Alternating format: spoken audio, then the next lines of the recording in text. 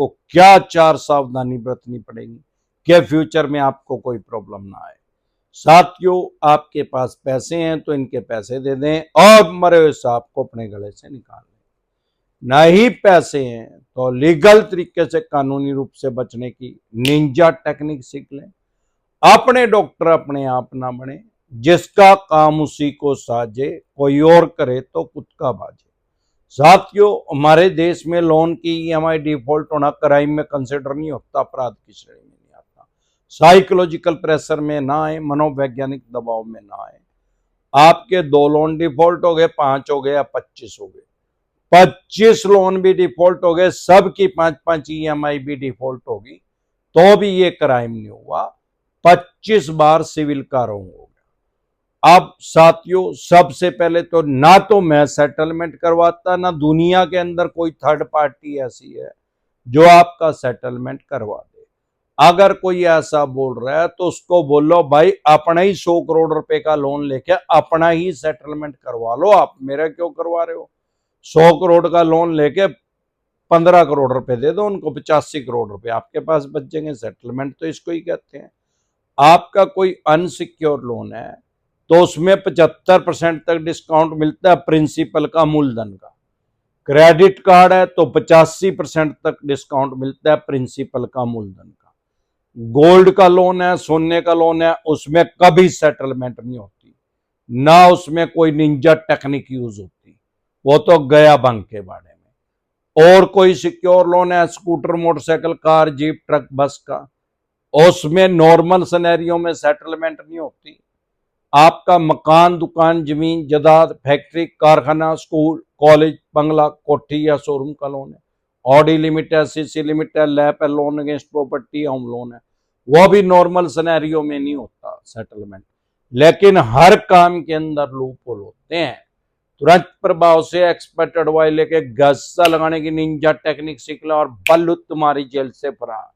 Secure loan में भी settlement होती है। जब इनका पैसा लीगल तरीके से कानूनी रूप से फंस जाएगा तो ये सेटलमेंट करेंगे, अदरवाइज नहीं सेटलमेंट करेंगे, क्योंकि सिक्योर लोन में प्रॉपर्टी की वैल्यू ज्यादा होती है और लोन कम देते हैं। लेकिन जब इनका पैसा फंस जाएगा, वही लगी फटने, खैरात लगी बटने, ऐसे दुनिया के किसी कोने में कोई खैरात नहीं बांटता। साथियों, क्या सावधानी बरतनी है अगर आपके पास 1-2 ईएमआई डिफॉल्ट हो गया? सबसे पहले तो अपने मुंह से कभी नहीं बोलना, चाहे 2 साल हो जाए, अपने मुंह से कभी नहीं बोलना कि मैं सेटलमेंट करना चाहता हूं। गूंगी या गुड़ खा जाओ, गूंगी से गुड़ लेके खा जाओ, अपने मुंह से कभी ना बोलो कि मैं सेटलमेंट करना चाहता हूं। नहीं तो सेटलमेंट तो हो जाएगी अगर 5-7 महीने हो गए, 2 महीने में तो कभी सेटलमेंट नहीं होती। जब तक आपकी 3 ईएमआई डिफॉल्ट नहीं होगी तब तक आपके पास सेटलमेंट को ऑफर आ ही नहीं सकता। अगर आपका क्रेडिट कार्ड भी है, वो भी आपका प्री अप्रूव्ड लोन है, जो आम आदमी उसको लोन नहीं समझता, और उसका मिनिमम जब तक 3 डिफॉल्ट नहीं होगा तब तक उसका भी सेटलमेंट नहीं हो सकता।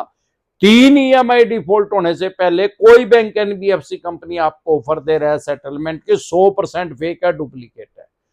3 जब ईएमआई डिफॉल्ट हो जाएंगे, आपका लोन चला जाएगा एनपीए, नॉन परफॉर्मिंग एसेट। ऐसा पैसा जो बैंक की, एनबीएफसी कंपनी के नजरों में अब उसको फायदा नहीं दे रहा।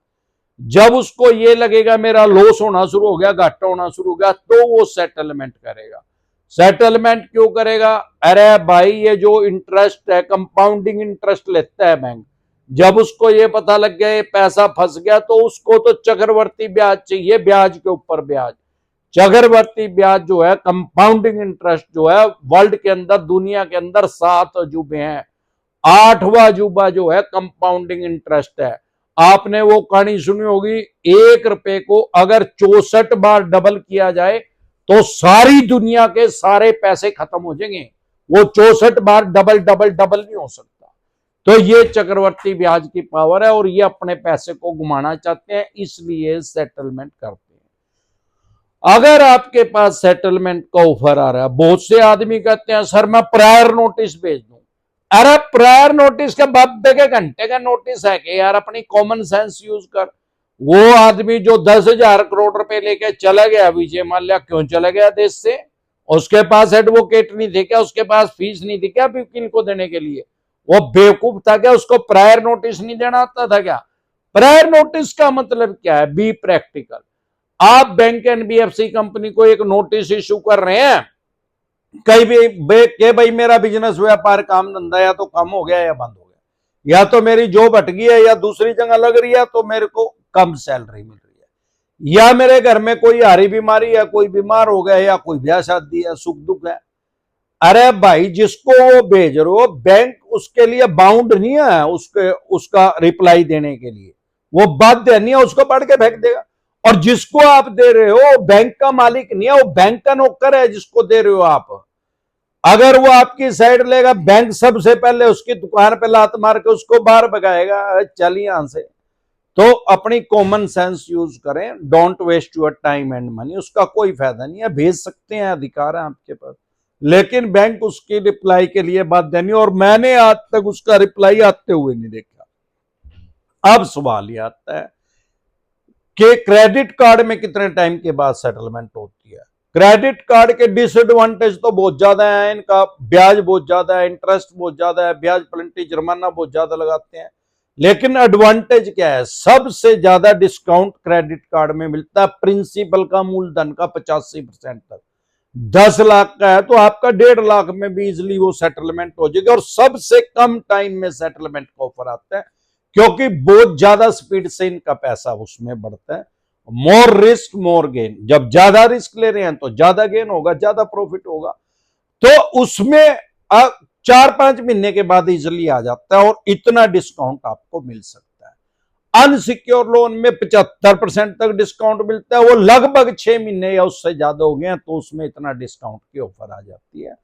अगर इतने की नहीं आ रही, ऐसा नहीं है कि शुरू में ही 85% बोल देंगे क्रेडिट कार्ड में, या अनसिक्योर लोन में शुरू में ही 75 बोल देंगे। पहले 15 से स्टार्ट करेंगे, 10 से करेंगे, फिर 30 बोल लेंगे, फिर 40 बोल लेंगे, फिर 65 बोल लेंगे, फिर 75 बोल लेंगे। क्रेडिट कार्ड होगा तो 85 से भी ज्यादा 95 तक भी मिलता हुआ मैंने देखा है, जो अगर 1 साल या उससे ज्यादा हो गया तो। अपने मुंह से कभी नहीं बोलना कि मैं सेटलमेंट करना चाहता हूं, ये गलती लोग करते हैं। दूसरी गलती क्या करते हैं? भाई मैं लोक अदालत में चला जाऊं क्या? भैया हाँ, आपके पास राइट्स हैं, अधिकार हैं, आप लोक अदालत में जा सकते हैं, सेटलमेंट करवाने के लिए ऑफर दे सकते हैं, लेकिन हमारी डिसेंट एडवाइस है कभी ना जाए। वही बात, अगर आप वहां जाके ऑफर करोगे सेटलमेंट तो हो जाएगी, डिस्काउंट बिल्कुल कम मिलेगा। अगर डिस्काउंट ज्यादा चाहिए, मैक्सिमम चाहिए, तो लोक अदालत में खुद से ना जाएं। बैंक एनबीएफसी कंपनी ने आपके पास समन भेजा है लोक अदालत से, तो आप जा सकते हो वहां पे, नो प्रॉब्लम।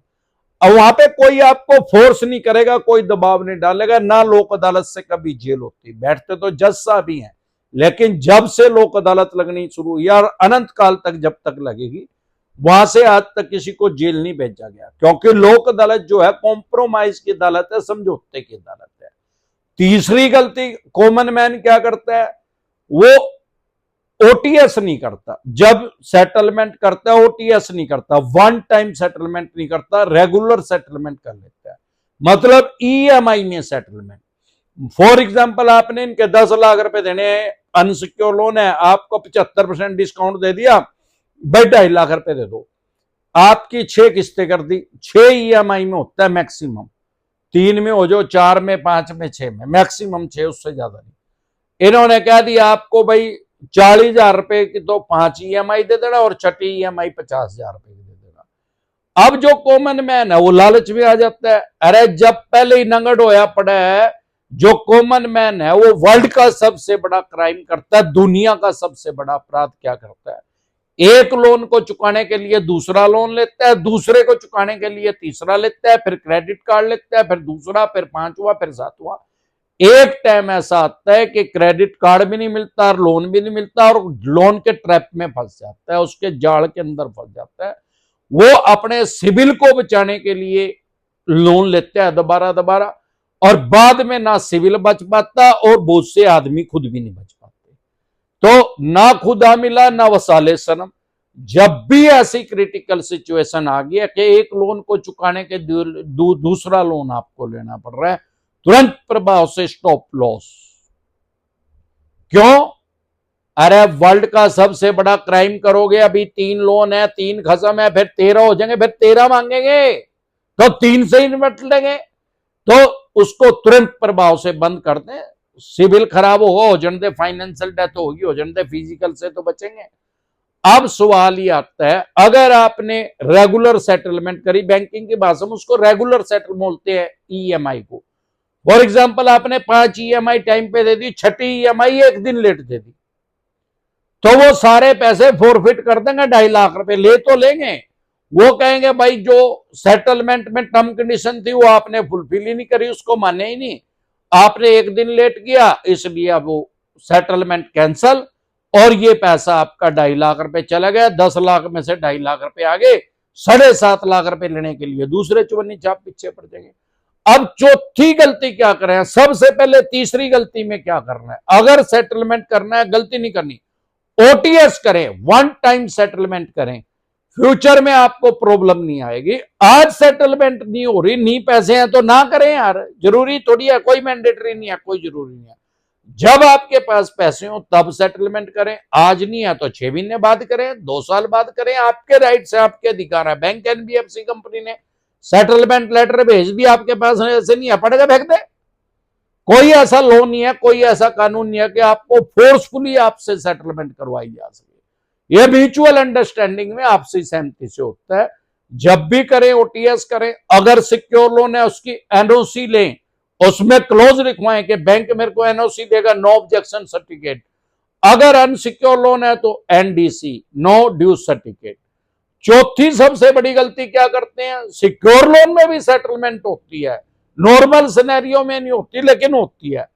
अगर उसमें बहुत से आदमी क्या करते हैं, खुद से ही चले जाते हैं, भाई मेरा सिक्योर लोन है, मेरी बाइक है, कोई गाड़ी है, ट्रक है, बस है, मैं बैंक को हैंडओवर कर देता हूं। वो सोचते हैं अब मेरा लोन उतर गया, वो बैंक एनबीएफसी कंपनी वो तो गाड़ी तो ले लेंगे, अब उसको स्क्रैप के रेट में, कबाड़ी के रेट में बेच देंगे। पूरे रेट पे तो, बाजार रेट पे तो बिकती नहीं बैंक की वैसे भी, और कुछ उसको पैसा कमाने की ज्यादा जल्दी, अपना वो कब्जा लेने की, भाई जितने पैसे हैं उतने ही निकाल ले। बाकी के लिए फिर चेक बाउंस या ईसीएस बाउंस का केस करते हैं। लोग कहते हैं केस क्यों करे भाई, मैंने तो गाड़ी दे दी। अरे भाई गाड़ी दे दी आपने, 20 लाख रुपए की हरियर कोई गाड़ी ली, 20 लाख रुपए की क्रेटा ली मान लो, अब 20 लाख रुपए की आपने गाड़ी ले, 18 लाख रुपए का आपने लोन लिया, 1 साल आपने दिया, मान लो 3 लाख रुपए दे दिए, बाकी आप पे दे नहीं गए तो 15 लाख रुपए तो प्रिंसिपल ही रह गया, उसका इंटरेस्ट भी लेंगे वो 2-3 लाख रुपए। अब उन्होंने लेने 18 लाख रुपए, आपकी बी की 12 लाख रुपए की है, अब वो 6 लाख रुपए मांगेंगे। तो ऐसी बेवकूफी कभी ना करें, कभी भी गाड़ी को हैंड ओवर ना करें। बहुत से आदमी मकान, दुकान, फैक्ट्री, कारखाने को ही हैंड ओवर कर देते हैं, भाई 3 करोड़ का लोन है और मैं इसको अपना मकान दे दूं और तो मेरा हिसाब बराबर हो, हिसाब नहीं बराबर करते, उसको कबाड़ी के रेट में 2.25 करोड़ रुपए में, स्क्रैप के रेट में बेच देंगे। फिर 1.25 करोड़ रुपए जो लेने हैं उसके लिए आपके ग्रंटर की प्रॉपर्टी को टैच कर सकते हैं, आपकी दूसरी प्रॉपर्टी को टैच कर सकते हैं।